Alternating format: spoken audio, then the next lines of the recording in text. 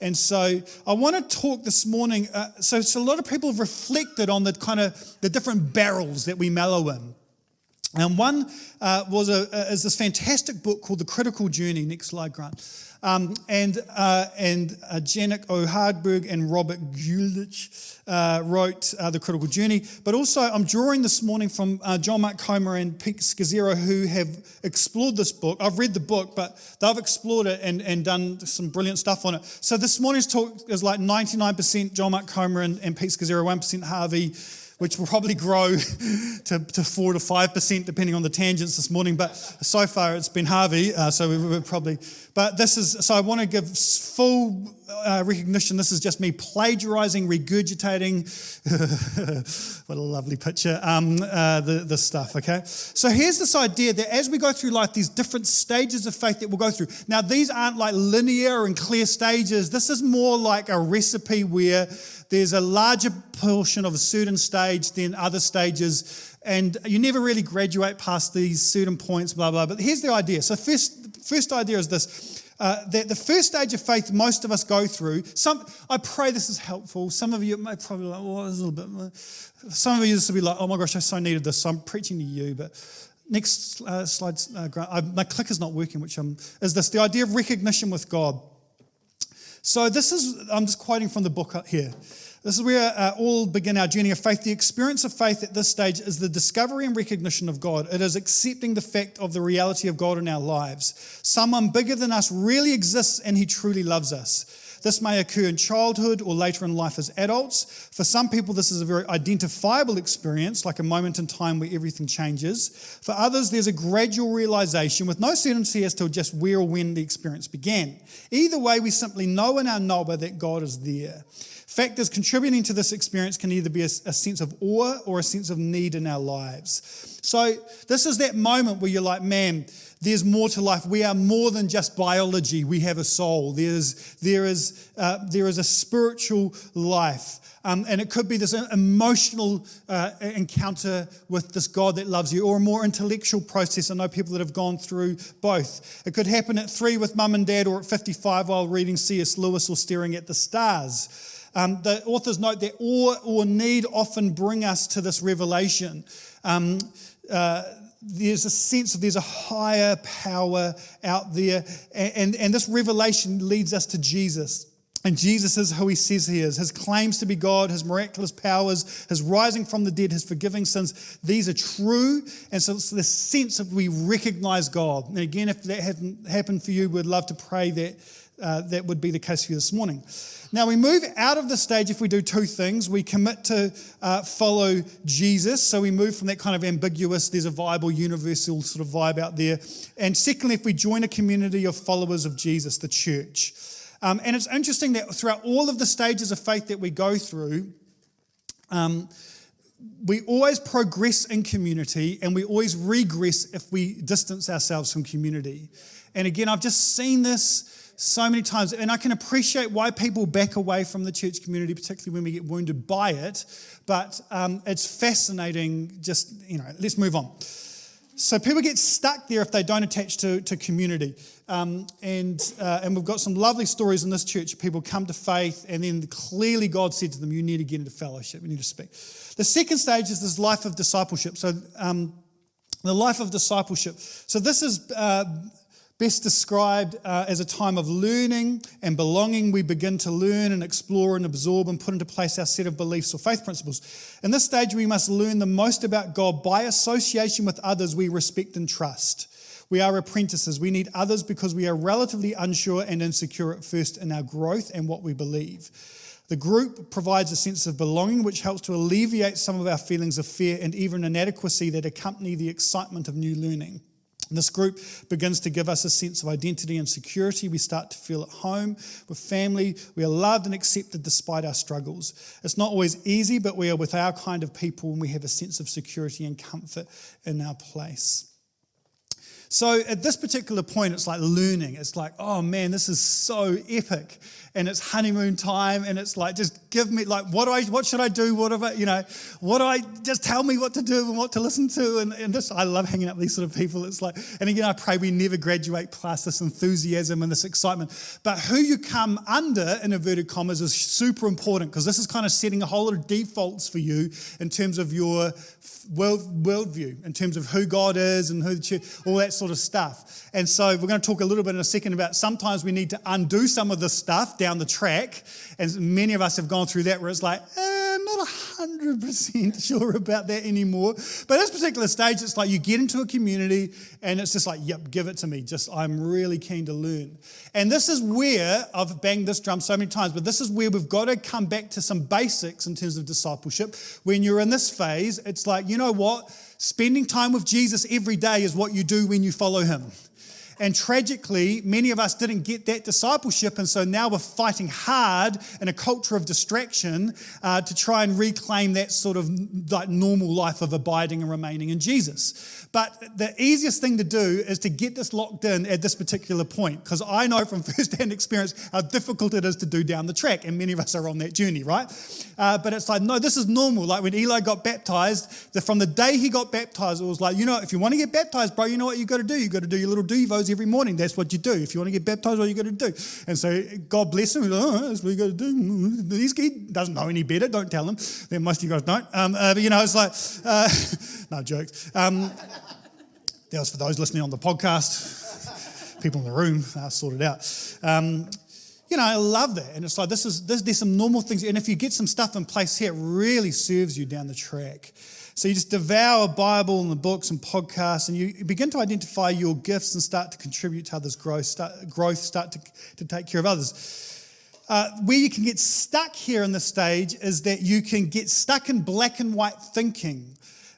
That's where you can get stuck at this particular phase of your discipleship journey, where you can get in your enthusiasm for discovering all this stuff, anyone that's not there is wrong.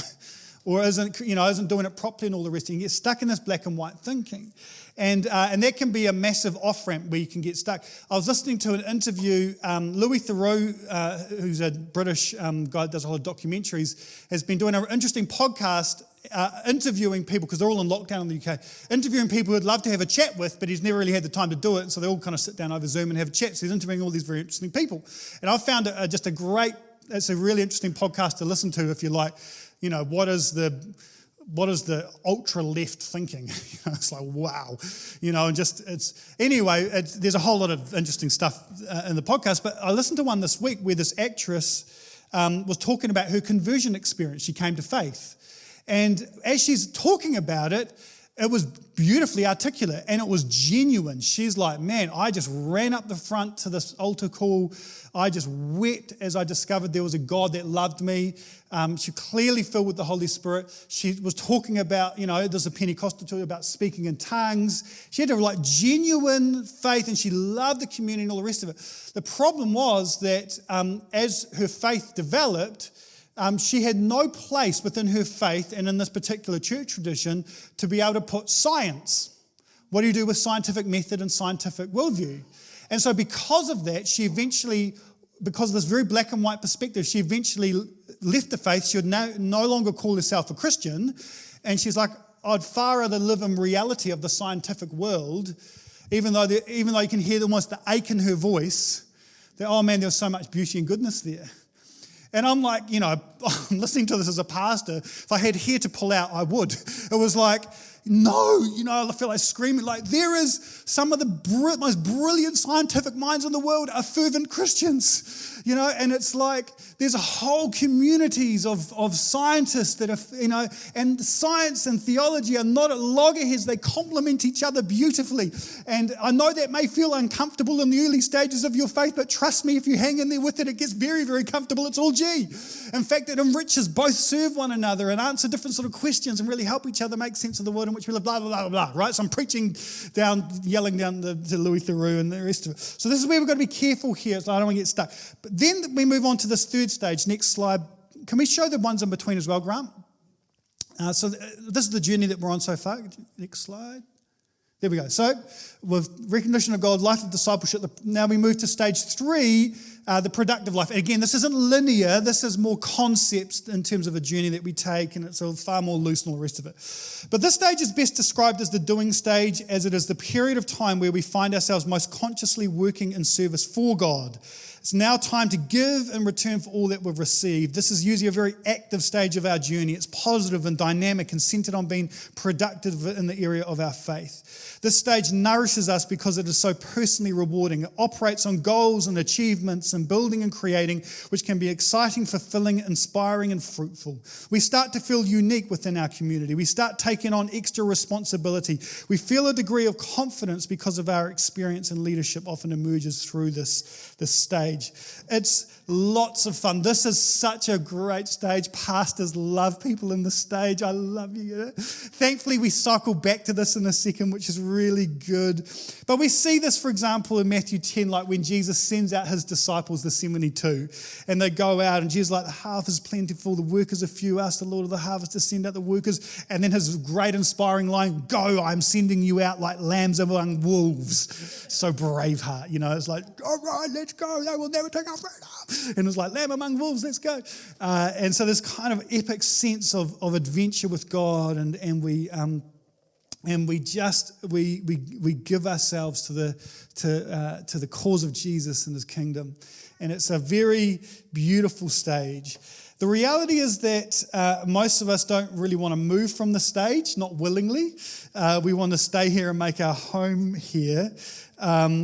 And most of us do not move. We are moved by external forces, either by God, the hard knocks of life. You can fight this, but that at some point there's going to be this invitation to take a journey inward.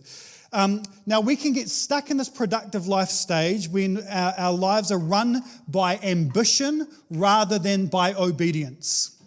Here's a little intersection. Here's a little crossroads. We're going to literally, at the end of the sermon, we're singing that song, I Surrender All. And it's like, because this is like, and it's, we put our desires in the place of God. Even if it's God's will, we want to live by performance, even sometimes performance in the kingdom of God. And so we refuse to look or consider Jesus' definition of success. Instead, we want to look at society's definition of success. And so can you see this? I've seen this, like, honestly, where, pastors get together and lament the consumerism in church, right? We all have little therapy groups, and it's like we live in this very consumeristic church culture. And partly it's because those first 3 stages, it's like there's just a natural momentum. It's like you get saved. You start to be discipled and learn and grow about what that faith means. It's so invigorating. You start to serve and give yourself. And then it's like, I'd like to just stay here and not have to change my life too much more than this, please, God. Because people don't want to, we live in this shallow, superficial culture, and it's hard for us, that forms us into shallow, superficial people, right? We're swimming in all this media that says this is what normal life looks like, and that just permeates our being. And Jesus invites us to something richer and deeper, but it's not actually easy to go there. And so then what happens if you don't want to move past this phase is you will get bored in your faith. You'll get bored because you've been saved and you've learned, you've heard a lot of sermons. Like that first patch, all the sermons are new, right? Everything's a new concept. And it's like, oh my gosh, I never thought about that. It makes so much sense. Oh my gosh, that's amazing. And then you start serving it. And then after a while, is this it? Literally, is this it? And I've seen again, this is why Upper Click feels like the guys group that meets every Thursday morning thrills me. It thrills me because here's guys that are moving onto a journey inward at a crucial intersection in their lives. Where it's in that stage of young family and career and busyness and all the rest of it, the intersection is I either have to keep pursuing the goals of society and the secular culture in which I live, which will not satisfy but will demand everything of me, or I will choose to pursue Jesus in a new way, in a deeper way, and in a way that's not dependent on the crowd. I'm going to form something a lot deeper that's a deep private world with Jesus, an inner world with Jesus. And this journey inward is not easy to do. But I adore Thursday mornings because I'm like, here's a crew that, if I'm really honest, I was nervous about a couple of years ago in terms of this stage of faith. Will they make that transition to the inner journey? And yes, and yes, and yes. We want it, we long for it, but we need to have a framework to understand that this is an intersection that's super important. God invites us to this journey inward. So stage 4, the journey inward. This is a deep and very personal inward journey. It almost comes as an unsettling experience, yet results in healing for those that continue through it. Until now, our journey has had a very external dimension to it. The community of faith, serving in our gifts, leading others in productivity. Upon entering this stage, many people, though, experience a period of questioning, exploring, doubting, and even uncertainty. This can be caused by a life or faith crisis. For the first time, our faith does not seem to work the same as it has before, and our answers seem inadequate, leaving us feeling quite vulnerable. Some people refuse to engage fully with this stage. There's this place of questioning and falling apart and doubting, and it's a time of introspection. Often it's healing. It's working through how our history has impacted us. So this is often a time where you're like, I'm going to take the journey inward, and I'm going to begin to look at how my family of origin have shaped me, good and bad. I'm going to start working through these major things that have happened in my life that have deeply shaped me and impacted me for good or bad. And I'm going to work through them. I'm going to work through the rejection or the grief or that king hit that came health-wise or whatever it may be. And it's a time where we can doubt. Because often it's like these things hit us and it's like, whoa, I thought you were kind and good. What the heck's going on? And where are you? Often writers have talked about this idea of the dark night of the soul, this thing of like, where are you? Like God isn't absent, but he feels like he is. And it's like, where the heck, what's going on here? And this causes us to have to go deeper. The interesting thing, and I want to do a whole sermon on this one day, about the place of doubt within our faith. I've had some lovely raw conversations in recent times with people wrestling through doubt. And I'm like, that's awesome. Like Jesus' disciple kind of did that, you know. Thomas, who's actually a hero, he's honest Thomas, he's not doubting Thomas. He just said what probably a lot of the dudes were thinking. At the same time, Thomas has some of the most profound statements of faith ever uttered by the disciples. Doubt and faith are two sides of the same coin often. People hungry and wrestling. The book of Job is in there, the book of Ecclesiastes is in there, the book of Lamentations is in there, 2/3 of the Psalms are laments. Like we in the West, we've got to have the answers, but actually we are a part of an Eastern faith, right? It was birthed in a culture that was not Western. Well, that's a nicer way of saying it because everyone's freaking out. Where mystery was part of it. Where mystery was part and parcel of the mystery of God. And it's interesting with Jesus, the second temptation was to persuade everyone that he is God. Show them, like, it's interesting, temptation is often a good idea. All of the temptations, like the devil couldn't tempt Jesus with overt evil. No way. So what does he do? He tempts him with some good ideas. Shortcut how often is that the case, right? How many of you guys know there's a bit of resonance in the room, right? It's like, man, and then you've got to have the discernment to see past it, which Jesus does. But the interesting thing is that for Jesus just to prove that he's God would eliminate faith, the need for faith. And so the capacity to believe or doubt is what creates space for us to be free and authentic beings, not robots controlled by God. Right? So the sense of us wrestling with this stuff is so good and healthy, and you do not need to fear. Keep talking to him, keep engaging with him, throw every single question you've got at him. He's not afraid of your questions. If the Bible says anything, it's that. The one thing that breaks his heart is when we stop engaging with him. Like, let your doubts propel you towards God, not away from him, and wrestle with him and engage with him deeply. This is the inner journey most of us don't want to take.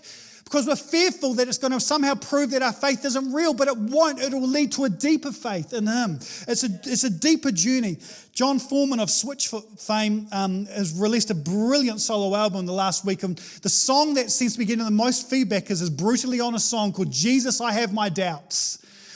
It's stunning. It's theologically brilliant. It's biblical. And it's just, it's good that artists like that are doing what artists should do, putting pen to paper and melody and song around the universal human experience of wrestling and sitting with doubts.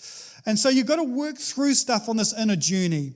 And sometimes it can look a little self-centered. Our outer world maybe look fine, though sometimes it's a mess as well. But our inner world is normally a real mess. There's a lack of clarity, direction. You're dealing with deep stuff.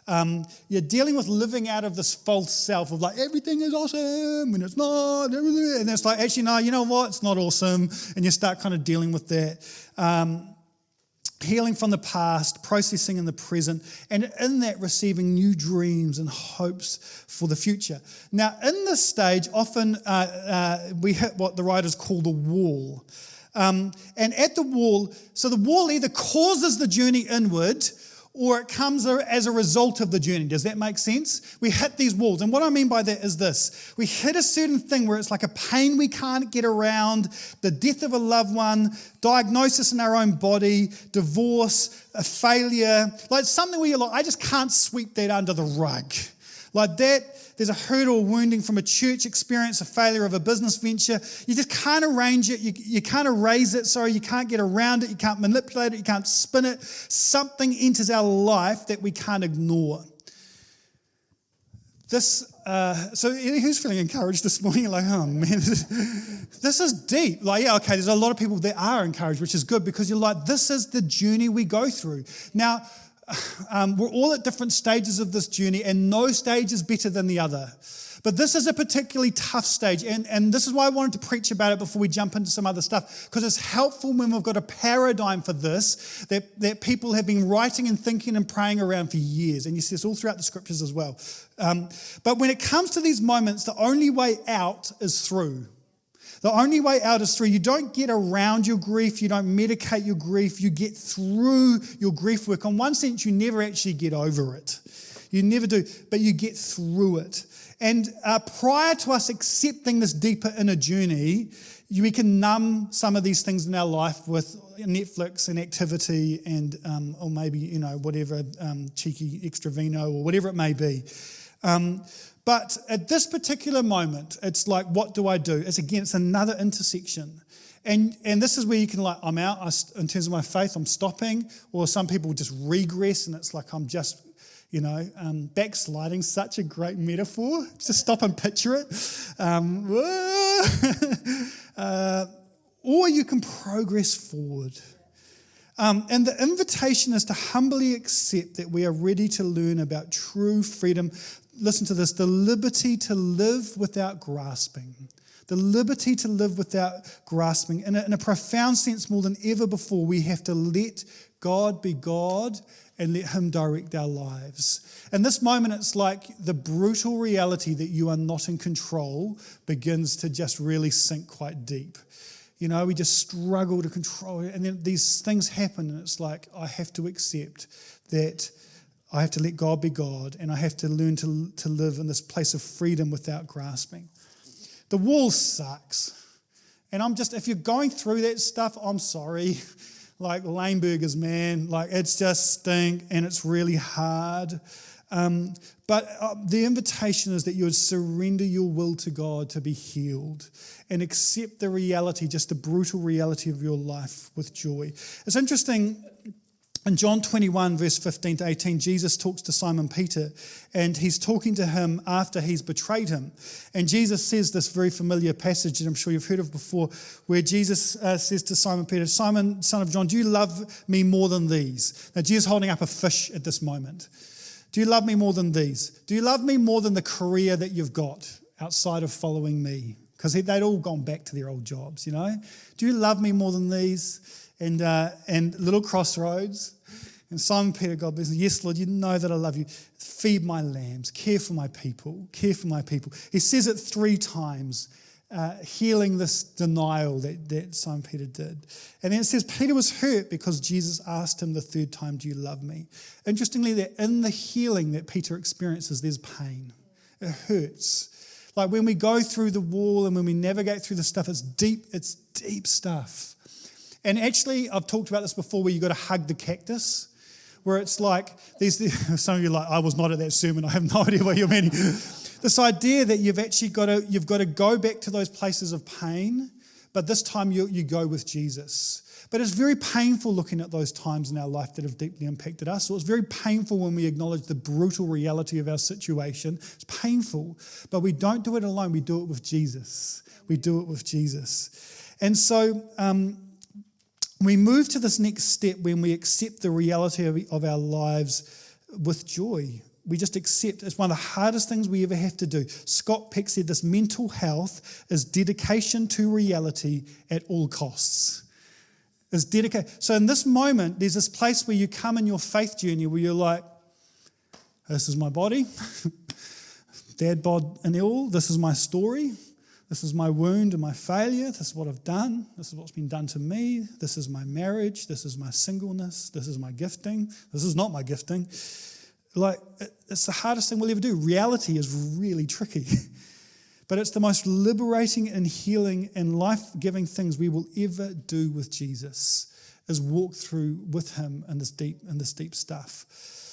Now, we can get stuck in stage 4 if we move to an unhealthy level of introspection where we move towards narcissism, or we can get stuck deconstructing and not move to a place of reconstruction and trust. We can get stuck in limbo as we kind of work through the stuff, maybe even theologically, that wasn't very helpful in our early years. And it can become not deconstruction, but demolition. And the building comes down, nothing gets rebuilt. I think when it comes to processing this stuff, you've got to treat your life and your theology and all that you are like a fine painting that needs to be restored. We need to gently wipe away the grime and the things that have held back the beauty of this picture. And we need to be very gentle but intentional with that. The danger here is people can get stuck in a bit of limbo, and people are switches and searches we talk about. The idea of switches, people just jump. It's just too uncomfortable. So they jump from community to community, which is really good because short-term community is really easy. But there is often, sometimes for people, an idealism that no community or leader can live up to. Community is hard and no leader is perfect. And when you work through that deeper stuff, it's important you stay connected to community more than ever, and you hang in there with your crew. And so you can, if you're switchy, it's like you're actually not moving on with your journey, you're just moving around, and this moving around gives you a sense of progress, even though you're not working through the deeper stuff. And the second is switches and searches. So people who just go so far where it's like then you just begin to search for absolutely everything that you can possibly work through, and you never move through again to a deeper place. And I've seen many people peter off, detached from community of faith and deep connections to Jesus as they do this. I encourage this journey, but I'm like, stay connected to the crew. Stay connected to Jesus. And through it, somehow keep choosing Jesus. Another intersection. Matt, we're going to need you soon. I surrender all, normally with tears. And it's like, this is brutal, this is painful, this is reality. I still choose you, Jesus. I still choose you, Jesus. And so this is when things get so rich. This is the journey. This is like, that's all sounded pretty grim so far. Here we go, friends. This is where we're tracking, right? Stage 5 is the journey outward. Listen to this. This is the author too. Once parts of the deep, excruciating inward journey have been experienced, hallelujah, the natural outcome is to venture outside of one's self-centeredness and back into the active world with a new sense of fulfillment. This is the outward journey, a venture outside our self-interest to others, based on the growth and peace of mind we have experienced from the inner journey. This outward venture may or may not be different from our previous direction, but our focus is different. Our focus is outward, but it's from this new grounded center of ourselves. We have been changed. We have experienced a new wholeness. We are aware of our faults and have a fresh desire to be in God's will rather than our own. We know we are surrendering to a much wiser, more vital spirit. We sense a looser grip on ourselves and a willingness to be conduits for God's work in our lives and others' lives. We endure suffering gracefully because our confidence is in God. There's this lovely calmness and centeredness to people that have gone through this. They know who they are. They're at peace. We've got so many people like this in our church. It's such a joy. It's such a joy. As I've been going through the sermon, at this point, and I was just beginning to think of all these people. I'm like, man, gone through suffering, pain, and yet they're some of our most servant-hearted folk in our church, not because of the new enthusiasm they've got, because they've been around the blocks for decades and decades, and yet they just have the sense of peace, and they're filled with joy, and it says here, they endure suffering really well. Beth DeKitty, I want to honour you. That's you right now, just all over. Marie, you're another one. There's a whole lot. Jake and Amy Maunder right now, wisdom and maturity beyond the years as they go through a real suffering season, but the joy and the sense of peace. And the growth at this stage actually looks a lot like resting, accepting our wounds, that they're part of our story rather than working and fighting. And in this place as well, I love people like this because there's such a natural propensity towards discipleship. Like maturity in Christ is when you're fruitful. And like mature in Christ, these people in this stage of the journey outward long to see others flourish in Jesus. These people, their leg twitches every time I talk about encouraging devotional lives. Like you're like, yes, I want to see others. I see Blair's like this. I want to see others really rise. I want to see others encounter the life that's found in this private world with Jesus. Like they're opening their homes. They just love people, and they love seeing people develop this deep, rich communion with God. And after stage 5, people don't get stuck normally, which is kind of cool, because what happens is they move to this lovely, lovely phase, which is where we all long to be, where we just begin to live a life of love. If you look at like 1 and 2 John and 3 John, it was a very short little letter, you just see the John the Apostle who's writing this. They're the latest letters written in the epistles. His gospel's the latest gospel to written. He's not only encountered the resurrection of Jesus and the birth of the early church, he's sat in the presence of God and communed with him for decades. And then he writes the Gospel of John. He writes 1 John 2, 1 John, 2 John, which is all gushy love, love, love, love, love. God is love. If you love him, he loves you, and you'll love others, and love, love, love, love. And it's just this thing, he's just the apostle of love. And he used to be the son of thunder, arguing and yelling, and he becomes the apostle of love, where he's just, and I haven't reached this stage, so I've got to look at other I was trying to work out percentages for me personally about what different stages are. And I'm like, man, God, can you give me 1%? I'll be real happy with 1 or 2% here. Like, there's a whole lot of percentages in other categories. But listen to this. At this stage, we reflect God to others in the world more clearly and consistently than we ever thought possible. We let our light shine in such a way that God is given the credit and the thanks. We are at peace with ourselves, fully conscious of being the person God has created us to be. We have little ambition for being well-known, rich, successful, noteworthy. We are like vessels into which God pours his Spirit, constantly overflowing, Spirit-filled, but in this quiet and assuming way. These people have the authors talk about this idea of a new naivety, like of a fresh naivety. So it's like, when you first come to faith, like there'll be a certain worship album that is precious to you because that was the thing you played non-stop when you came to faith, right?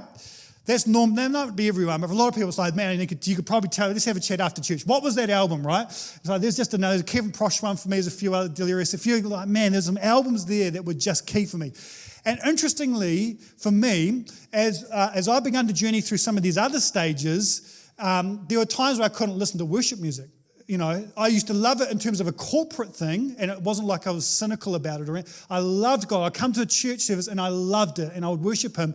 But in terms of the week-to-week stuff, it was like there was just stuff going on that made me feel uncomfortable about remembering some of the stuff from that time and whatever. I can't explain it. It's a bit weird, but it was kind of a deconstruction thing going on, whatever.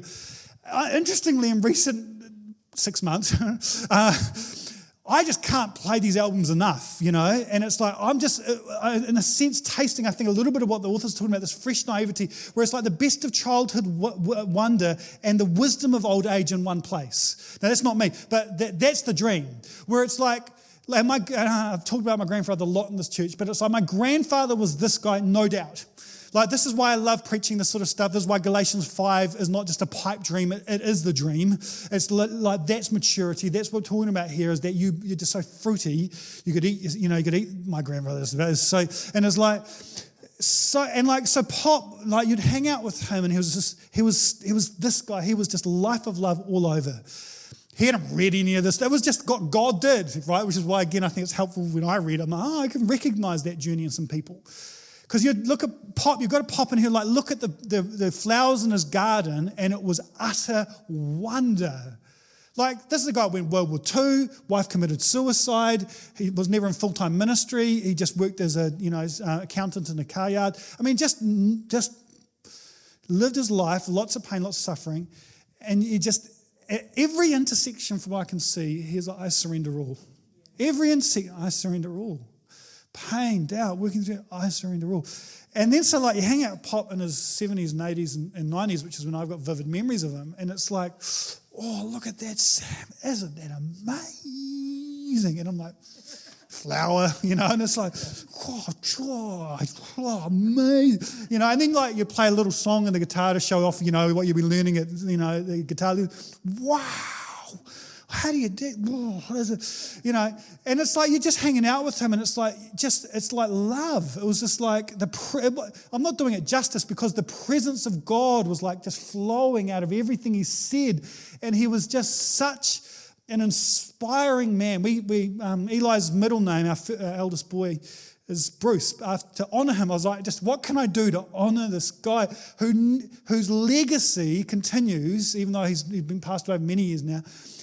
Not because of any full-time ministry he did or anything like that, but because he lived a life of love. I don't know if he preached a message in church ever, but my whole family, I've said this before, but our whole family was not a Christian. He became to faith in World War II and just prayed for everyone in our family, and over the decades just put lines through heroes. Everyone came to faith because he just prayed, and he was a faithful witness to God. And even in his suffering, especially through his suffering, God did such a deep work that he became a person who lived a life of love.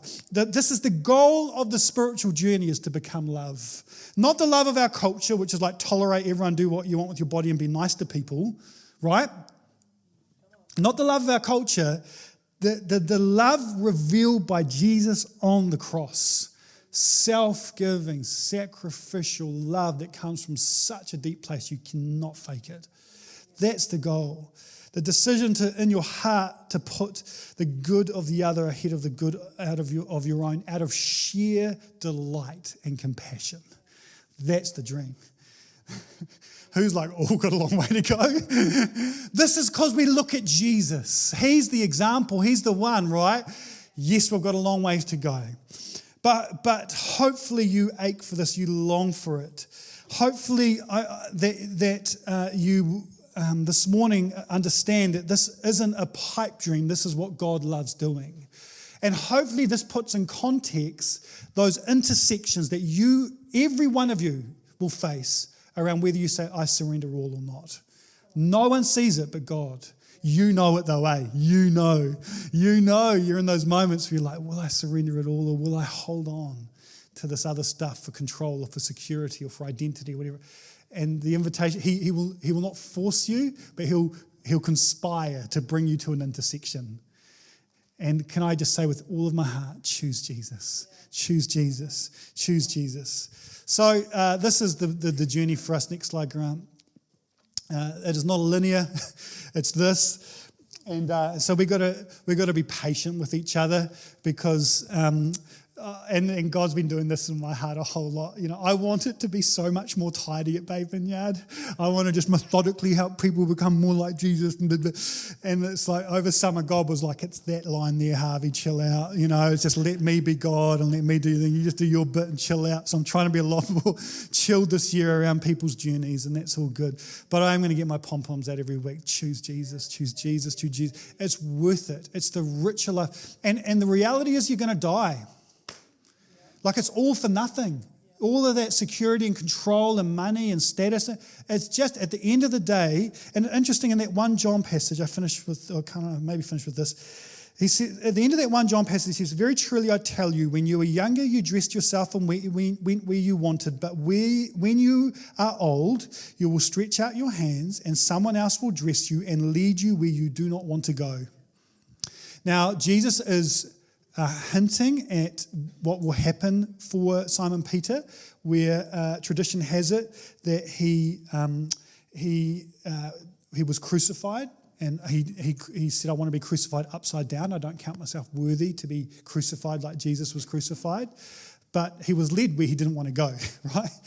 But also there's this movement from childhood and from the younger years where we have control to an elderly life where someone else will dress you, someone else will lead you, perhaps where you do not want to go. We are all going to lose a sense of control of our lives. And the question is, at that point, will we look back and say, I'm so grateful because I surrendered all. I surrendered all, I surrendered all, I surrendered all. And there's just a fruitfulness to your life because of your faithfulness to Jesus. A fruitfulness to your life because of your faithfulness to Jesus, where your grandchildren are going to be impacted, and where you can look and just go, I sunk deeper and deeper and deeper into the love of God, and I yielded myself again and again and again to the mercy of God, and I said yes to trusting God over and over and over and again, and I became a fruity person. I became a nice old person. I became a person who just carries the goodness of God. Last thing, stage 1 humbles us as we recognize that God is there. Stage 2 grounds us. Stage 3 rewards and exalts us. Stage 4 unsettles us, and the wall in that space often unmasks us. Stage 4 transforms us, and stage 6 transcends us. And at every stage we're invited to surrender, trust, and in doing so move towards a life soaked in the love of God and a conduit for the love of God. Let's stand together and pray.